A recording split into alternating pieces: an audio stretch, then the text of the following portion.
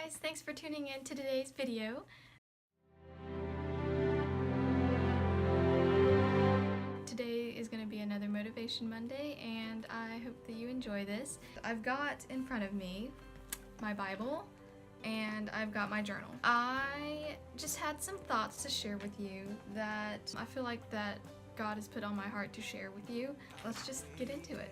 The other day, I wrote in my journal, and I had a lot that was going through my head. I just wanted to come to you, barefaced, no makeup, and like with my hair up. I just got done doing yoga, and I felt just inspired to speak to the single ladies. It was something that the Lord put on my heart, and He revealed to me, and it was really, it was absolutely eye-opening, and it was something that this advice was something that a lot of people have told me before, but it's something that I still struggled with, that I just didn't get, it. But when I read it straight from the Bible, it actually clicked, and it's really cool, and I hope that you can understand where my heart is and where I'm coming from. So to all the single ladies, let me just read 1 Corinthians 7. I'm going to start in 1 Corinthians 7:32. Back in verse 25, it's talking about the unmarried man and woman. And down on verse 32, starting there, it says, "But I would have you without carefulness. He that is unmarried careth for the things that belong to the Lord, how he may please the Lord. But he that is married careth for the things that are of the world, how he may please his wife. There is difference also between a wife and a virgin. The unmarried woman careth for the things of the Lord, that she may be holy, both in body and spirit. But she that is married careth for the things of the world, how she may please her husband. And this I speak for your own profit, not that I may cast a snare upon you, but for that which is comely, and that ye may attend upon the Lord without distraction." I thought that was really cool. I've read it before, and I hear people talk, and they'll say something like, well, if you're a single girl, then you don't have distractions, and you can focus on bettering your relationship with the Lord. It's kind of a cliche a little bit. It's just like, okay, sure, yeah, but what does that really look like? Sometimes I think that we as Christians can say things very quickly and without putting a lot of thought into what it really means and how that can be applied in your life. And so saying, yeah, get closer with the Lord. Well, what does that even mean? It can be different for each person, how someone is to do that and what it means to them. It blows my mind. It was very it's timely to my life as a single girl. I love celebrating people and getting excited about people, and so having a boyfriend to be excited about and to be with and to just enjoy being with them and enjoy their presence and enjoy them as a human being, it's fun, and it's something that I miss.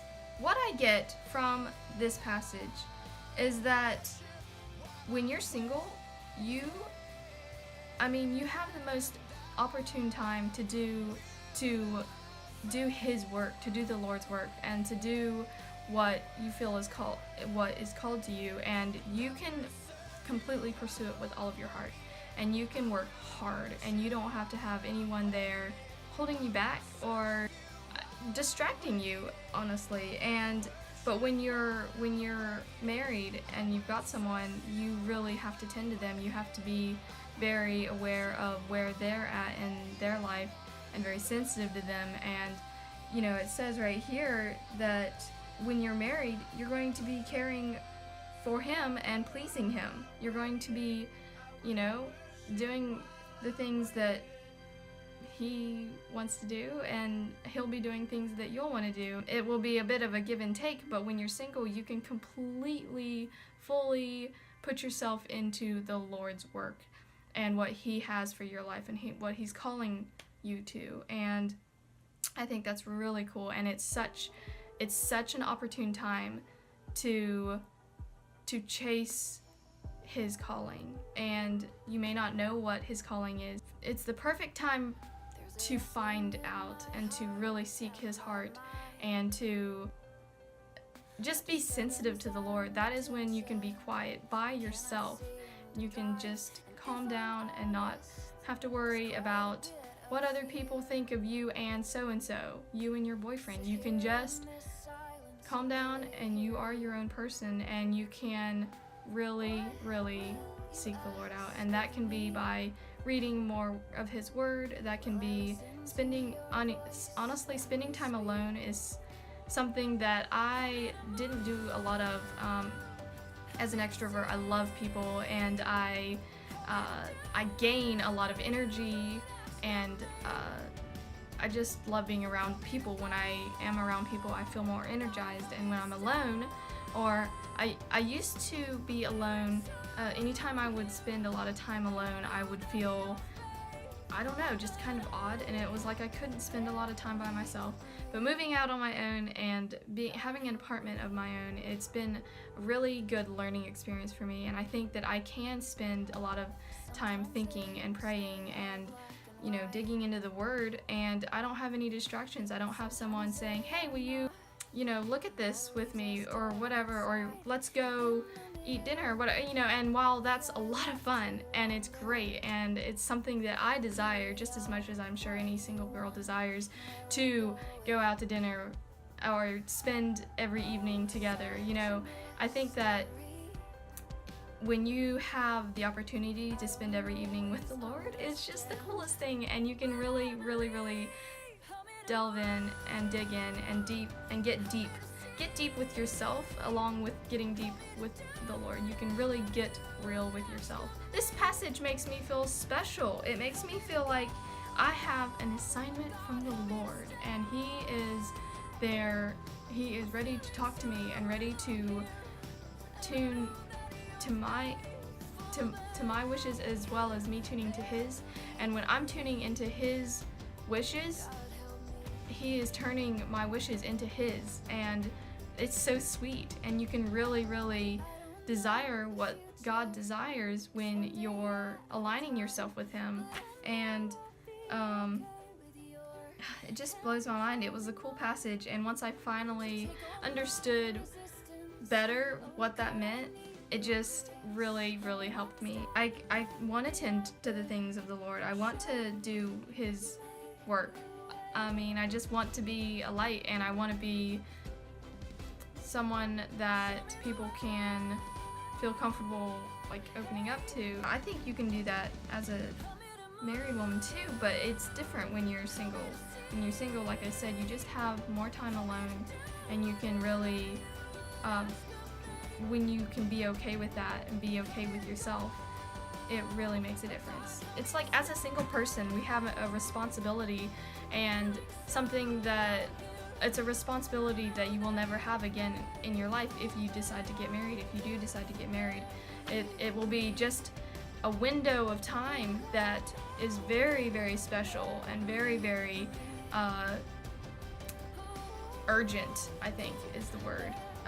If you waste that time, you won't have it back, and it won't be the same. It's just kind of like, I wanted to come and be really open and real with you guys, and just let you know that everyone has their struggles. And to the single girls, it's okay. If you're single, honestly, embrace that time of your life and be fully okay with yourself.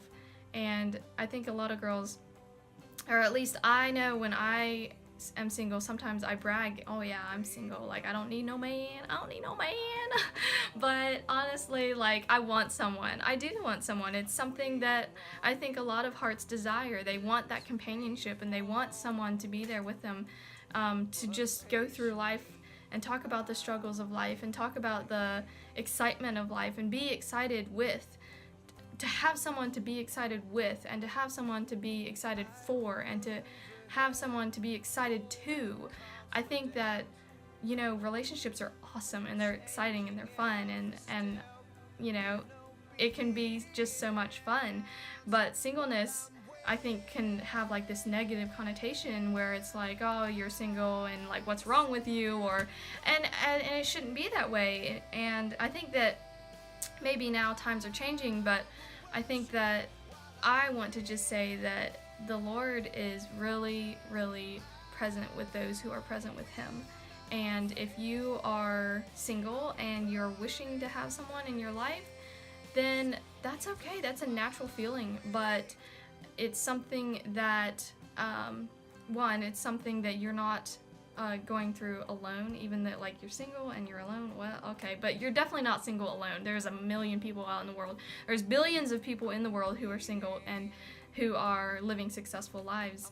And if you have that desire in your heart and that want and that longing for companionship, then that's okay to have, but to realize that you have a divine time to spend all by yourself, and don't waste it.